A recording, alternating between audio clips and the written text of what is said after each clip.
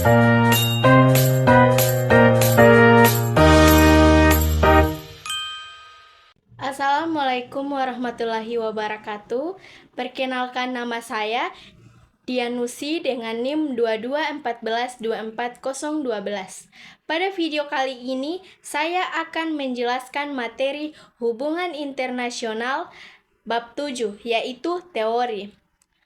Video ini disusun untuk memenuhi UAS mata kuliah Hubungan Internasional yang diampuh oleh Bapak Saleh Al-Hamid SIP MA. Nah, materi yang pertama saya akan jelaskan yaitu dua format teori. Dalam ilmu hubungan internasional, teori digunakan untuk membantu memahami berbagai peristiwa yang terjadi antar negara. Teori ini memiliki dua format, yaitu teori formal dan teori non-formal. Teori formal adalah teori yang disusun secara sistematis dan ilmiah. Teori ini memiliki konsep yang jelas serta dapat diuji kebenarannya melalui penelitian. Karena tersusun dengan baik, teori formal sering digunakan oleh para ahli atau peneliti dalam menganalisis hubungan internasional. Sedangkan teori informal merupakan teori yang masih berupa pendapat atau pemikiran umum. Teori ini belum tersusun secara lengkap dan biasanya digunakan untuk memberikan gambaran awal terhadap suatu masalah. Walaupun tidak seilmiah, teori formal atau teori informal tetap membantu dalam memahami suatu fenomena. Dengan adanya teori ini, manusia dapat menjelaskan, memahami, dan bahkan memprediksi berbagai peristiwa yang terjadi dalam hubungan internasional. Nah, yang kedua yang saya akan bahas yaitu kriteria pengenalan teori.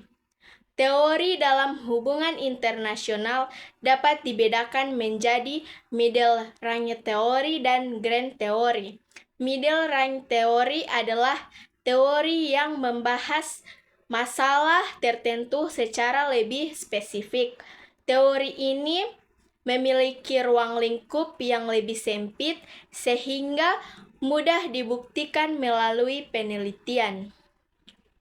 Nah, middle range teori biasanya digunakan untuk menjelaskan fenomena tertentu saja, misalnya teori ketergantungan atau teori konflik. Sementara itu, grand teori merupakan teori besar yang membahas hubungan internasional secara luas dan menyeluruh. Grand teori menjadi dasar bagi munculnya teori-teori lain. Contohnya adalah teori realisme dan liberalisme. Teori ini menjelaskan bagaimana hubungan antar negara terjadi dalam sistem internasional secara umum. Nah, perbedaan utama keduanya terletak pada cakupan pembahasannya. Grand teori bersifat luas dan umum, sedangkan middle range teori lebih fokus pada masalah tertentu. Nah, yang ketiga saya akan bahas yaitu teori ketergantungan. Teori ketergantungan menjelaskan bahwa negara berkembang sering mengalami ketergantungan terhadap negara maju, terutama dalam bidang ekonomi, perdagangan, dan teknologi. Menurut teori ini, negara maju menjadi pusat kekuatan ekonomi dunia, sedangkan negara berkembang berada pada posisi yang lemah. Negara berkembang biasanya hanya mengekspor bahan mentah, sementara barang jadi diproduksi oleh negara maju dan dijual kembali dengan harga yang lebih tinggi. Keadaan tersebut menyebabkan negara berkembang sulit maju karena terus bergantung pada negara maju. Akibatnya, kesenjangan ekonomi antara negara maju dan negara berkembang semakin besar. Teori ketergantungan muncul sebagai kritik terhadap sistem ekonomi internasional yang dianggap lebih menguntungkan negara maju dibandingkan negara berkembang.